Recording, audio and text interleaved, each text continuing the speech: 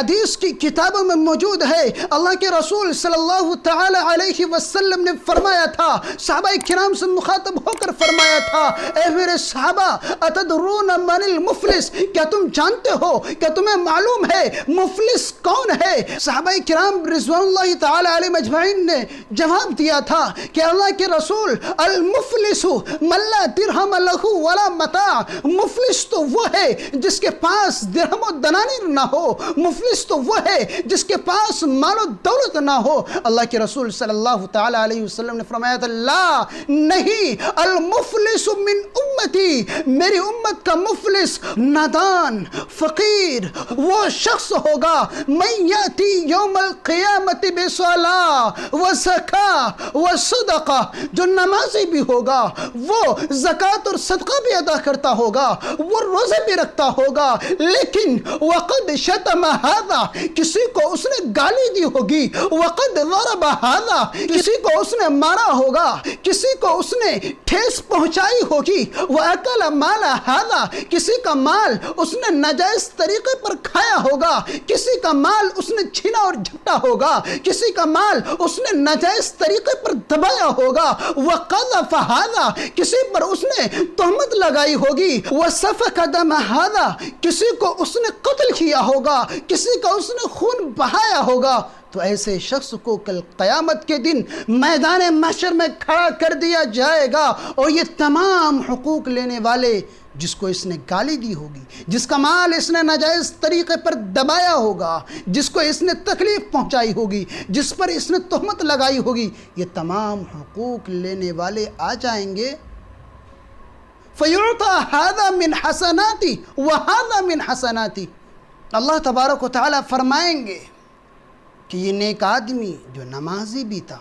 جو روزے بھی رکھتا تھا، جو زکوٰۃ اور صدقات بھی ادا کرتا تھا، اس کی نیکیاں اٹھا کر ان حقوق والوں کو دے دی جائے، کیونکہ کل قیامت کے دن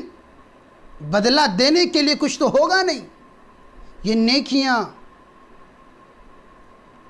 اس کے نامہ اعمال سے اٹھا کر ان کو دے دی جائے گی۔ آپ غور کریں، اپنے گریبان میں جھانکیں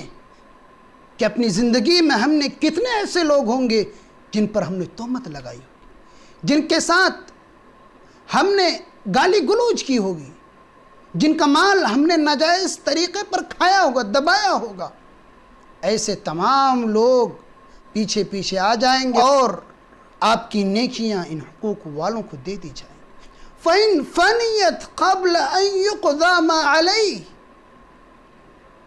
حقوق والے ابھی باقی ہیں لیکن نیکیاں ختم ہو گئی، اب کیا کیا جائے؟ أُخِذَ مِنْ خَطَايَاهُمْ فَطُرِحَتْ عَلَيْهِ ثُمَّ طُرِحَ فِي النَّارِ، اللہ تبارک و تعالیٰ فرمائیں گے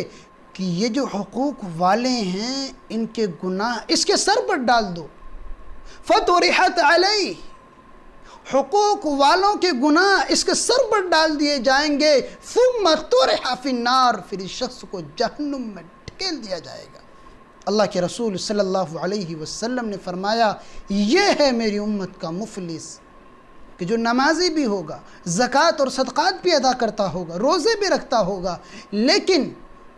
حقوق العباد میں کوتاہی کی وجہ سے، لاپرواہی کی وجہ سے اس کی نیکیاں بندوں کو دے دی جائیں گی اور اس کے سر پر گناہوں کے بوجھ لاد دیے جائیں گے، پھر اس کو جہنم میں پھینک دیا جائے گا۔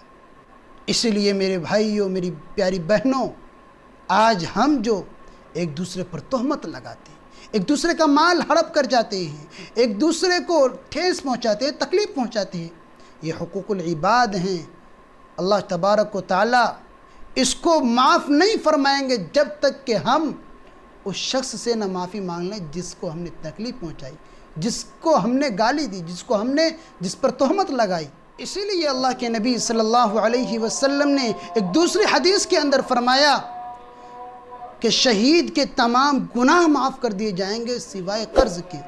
مشہور محدث علامہ نبوی لکھتے ہیں کہ یہاں پر قرض سے مراد یہ حقوق العباد ہیں، کہ حقوق العباد اللہ تبارک و تعالیٰ ان کو معاف نہیں فرمائیں گے جب تک کہ بندے سے معافی نہ مانگ لی جائے۔ اس لیے ہم ایسے گناہوں سے بچیں جو حقوق العباد سے تعلق رکھتے ہیں۔ اللہ تبارک و تعالیٰ مجھے بھی اور آپ تمام کو ایسے تمام گناہوں سے بچائے اور ہمیں آخرت میں تو دوستو یہ ویڈیو آپ کو کیسی لگی کمنٹ میں ضرور بتائیں، اس ویڈیو کو لائک کریں، شیئر کریں، اور اگر آپ ہمارے چینل میں نئے ہیں تو ہمارے چینل کو سبسکرائب ضرور کریں۔ آپ کا بہت بہت شکریہ۔